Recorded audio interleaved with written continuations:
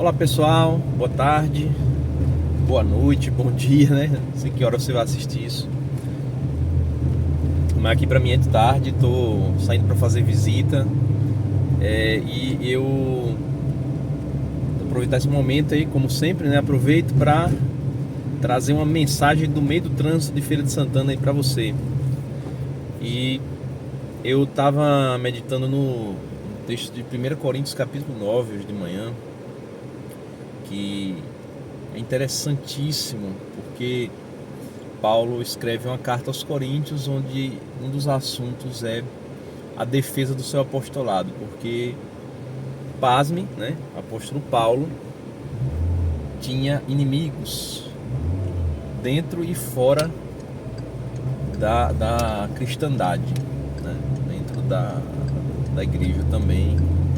Ele tinha adversários, gente que não acreditava nele, gente que duvidava do seu apostolado e gente que dizia Paulo não é apóstolo coisa nenhuma. Então, assim, entre várias coisas que Paulo diz para solidificar a visão que as pessoas tinham do apostolado dele, né? O fato de ele ter se encontrado com Cristo, o fato de ele ter provas vivas, né? Ou seja, as provas vivas, as pessoas que ele ganhou para Cristo, as pessoas que ele levou até o Evangelho. E elas são a sua obra, ele mesmo diz, né? Elas são a sua obra. Os coríntios também são obra de Paulo, em Cristo. Então, o que Paulo fez a nível de evangelização, de espalhar a mensagem de Cristo, creio eu que não houve outro ser humano que fez em tais proporções, até por causa depois que ele escreveu a maior parte do Novo Testamento. Ele ele foi um diferencial extremo na história do cristianismo. Então, mesmo assim, tinha gente que dizia: Paulo não é apóstolo, não acredita nesse cara, esse cara é conversador demais. Mas, bom, ele tem que falar sobre o assunto, ainda que o assunto seja indigesto. Daí, lá em 1 Coríntios 9, ele começa dizendo: a gente não é livre. E aí ele está falando a gente, ele e Barnabé, né? Nós não somos livres, nós não somos servos de Cristo, nós não temos o direito de não trabalhar ou de levar uma esposa crente. O que ele está dizendo? Eu tinha o direito de ser sustentado pela igreja, é isso que ele está dizendo. Eu tinha o direito de ser sustentado pela igreja, mas eu não utilizo desse direito. Eu não quero esse direito. O motivo de eu não querer isso é que eu não quero dar mais um argumento para que as pessoas venham falar do meu ministério. Então eu vou trabalhar, suportar um serviço secular, eu vou trabalhar. A Bíblia diz que Paulo fazia tenda, né? E aí eu vou pregar o Evangelho. Por quê? Porque eu aguento. É uma opção para mim ter um serviço secular ou demandar da igreja que eu possa receber financeiramente pelo que eu estou fazendo. Porque o ministério é trabalhoso e como é trabalhoso. Quem pastoreia sabe, né, que é trabalho, que você tem funções, tarefas, obrigações. Então, o que Paulo diz nesse texto é: o certo é ser remunerado. Ele vai e constrói uma argumentação inteira em cima disso. Olha, o boi que está processando, né, que está pisando no grão,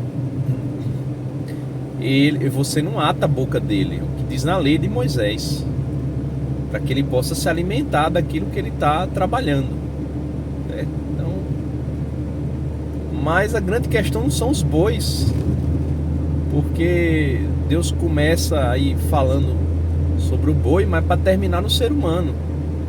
O ser humano é que é o importante. Então, uma pessoa que é mais importante que um boi, ela precisa receber pelo que ela faz, né? E aí depois ele argumenta, olha, também tem outra coisa. As pessoas que trabalham no templo, e aí falando no contexto judaico, né, os levitas, os sacerdotes que trabalham no templo, eles recebem o direito de se alimentar daquilo que é ofertado no templo. Porque o trabalho deles é aquilo ali. Aí você chega nos discípulos na época de Jesus. E Paulo defende que pessoas que trabalham no ministério como obreiros, pessoas que têm essa dedicação, recebam sustento do que fazem. Mas ele, apesar de ele ter argumentado tudo isso, ele não usaria desse direito. Por quê? Também porque ele tem uma obrigação.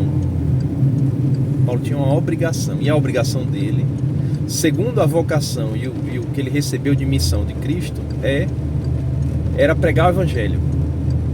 Então pregar o Evangelho era obrigatório para ele. Porém, trabalhar secularmente trabalhar com coisas mundanas, fazer tenda para ele, era opcional. E aí ele, tendo um direito, optou por não usar desse direito, para que ele pudesse cumprir melhor o seu dever. O nome disso é maturidade, o nome disso é compromisso. Se a gente só faz um mínimo, né, o mínimo exigido, bom, não existe um diferencial no que a gente faz.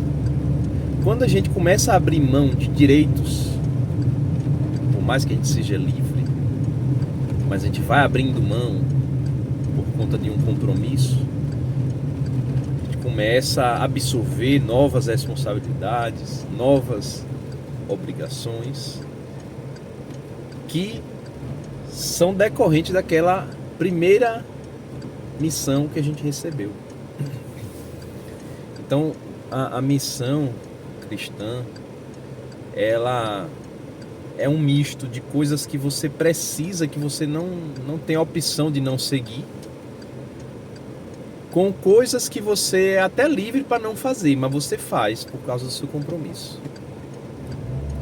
Porque a gente não vive apenas fazendo o que nos é mandado, porque isso significa ser um servo inútil. Isso não foi eu que disse, não, foi Jesus que falou. Quando a gente começa a entender que na vida a gente precisa fazer mais do que simplesmente um mínimo, aí a gente pode começar então, quem sabe, a fazer história, pelo menos onde a gente vive, no nosso lugar de existir, por assim dizer, onde nós podemos influenciar, onde nós podemos agir. Então, Paulo inclusive fazia isso para que outras pessoas pudessem se utilizar do direito que ele não utilizou, para que outros pastores, outros discípulos de Jesus pudessem fazer o que ele não fazia. E eu acredito aí que essa orientação que ele dá, inclusive, né, para as pessoas de se casar, para evitar o pecado, né, essa orientação que ele dá é uma orientação que não é para ele mesmo, porque ele suporta aquela situação, ele também suporta não ser casado. Então, se eu suporto algo que não é minha obrigação, mas eu posso fazer, eu posso então fazer, eu posso realizar. Por que não fazer aquilo que eu posso estar fazendo, né? Por que não absorver novas responsabilidades. Isso em todas as áreas, Isso tem a ver com dar seu melhor, isso tem a ver com excelência, isso tem a ver com compromisso. Agora, o que não tem a ver com o Evangelho é buscar apenas o mínimo possível de se fazer e se contentar com isso. A gente precisa não imitar exatamente o que Paulo faz aqui, mas a gente precisa entender que precisamos levantar a mão para alguns chamados, para algumas demandas que não são a nossa obrigação, não são necessariamente uma ordem que está na Bíblia e você tem que fazer, específica, mas se a gente não se compromete com mais nada além do básico, bom, então há de se duvidar dos nossos compromissos. Se a gente está no Evangelho, na igreja, ou seja lá o que for fazendo, apenas por obrigação e com má vontade, ou se a gente está de coração mesmo.